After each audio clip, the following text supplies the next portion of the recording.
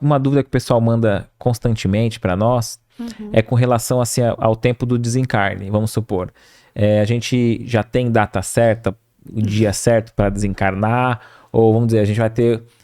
eu trouxe um planejamento reencarnatório que eu vou desencarnar de tal enfermidade em tal período. Pode mudar esse planejamento, ter uma mudança ali, ou qualquer esforço que a gente fizer vai ser em vão? Então, assim, a única coisa que tem o determinismo na criação é o nascimento, a reencarnação e o desencarne. Isso é determinado.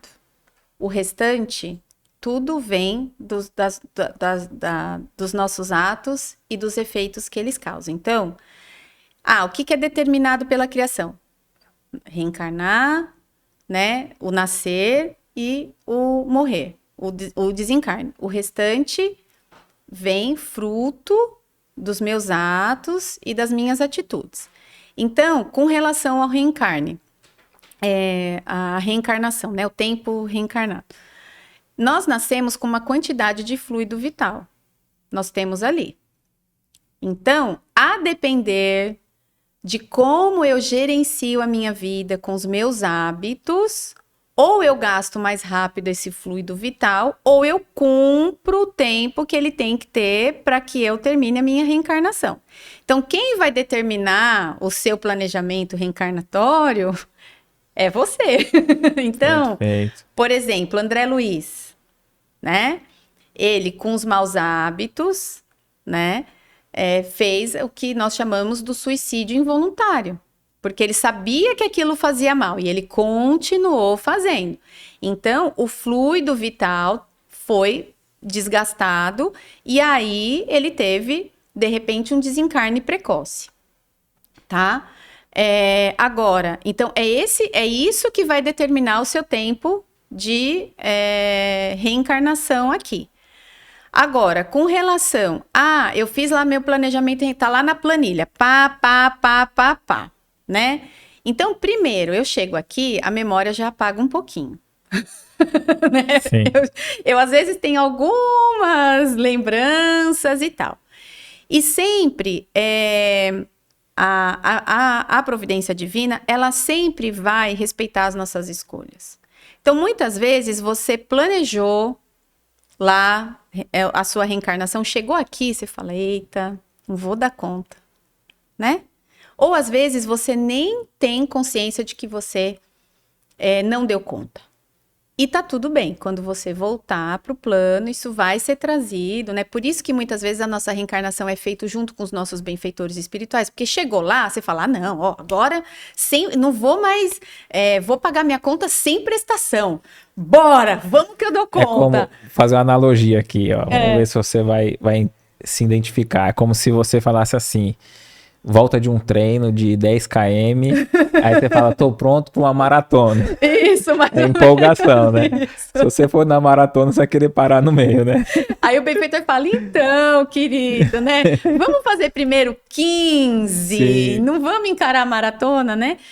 Então, muitas vezes, agora, tudo que você faz, né? Não tem a grande frase de Pedro, o amor cobre uma multidão de pecados? Então, muitas vezes, tem lá no seu planejamento determinadas provas e expiações. Mas você chega aqui e você consegue dar conta tão bem que aquilo ou é amenizado ou é retirado, porque você já conseguiu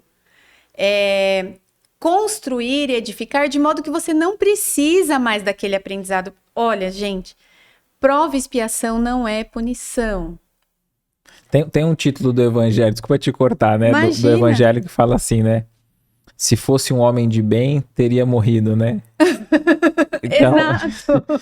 Quer dizer que às vezes alguns que voltam para o plano espiritual com antecedência, né? Em comparação aos outros, às vezes é uma bênção, um mérito para ele, né? É um mérito. Eu ouvi isso numa aula que eu assisti essa semana. O professor, eu achei ele brilhante, porque ele disse assim, olha como nós ainda estamos apegados à matéria. E a gente pensando que é espírita, não é apegado. Aí ele fala assim, porque nós deveríamos celebrar o desencarne. Porque se nós não fôssemos apegados à matéria, Quando a pessoa desencarna, você fala, uhul, ela se libertou, voltou para a essência dela. Ele fala, imagina, 2 presos, né, numa cela. Aquele se libertou, você até sente uma invejinha, porque você fala, pô, ele foi, eu não fui. Né? Mas não, a gente chora, a gente quer que a pessoa volte, a gente não quer ir, a gente quer ficar. Então, assim, às vezes também o desencarne acontece porque a pessoa cumpriu o que ela tem que cumprir. E quantos espíritos que vieram com missões definidas, às vezes, chega o momento do desencarne e eles pedem para prorrogar, para eles finalizarem aquela obra, e eles pedem com muita humildade, porque eles gostariam, e aí há esse acréscimo, e aí quando a pessoa cumpre, ela faz a sua partida. Então, vai muito de caso a caso, né?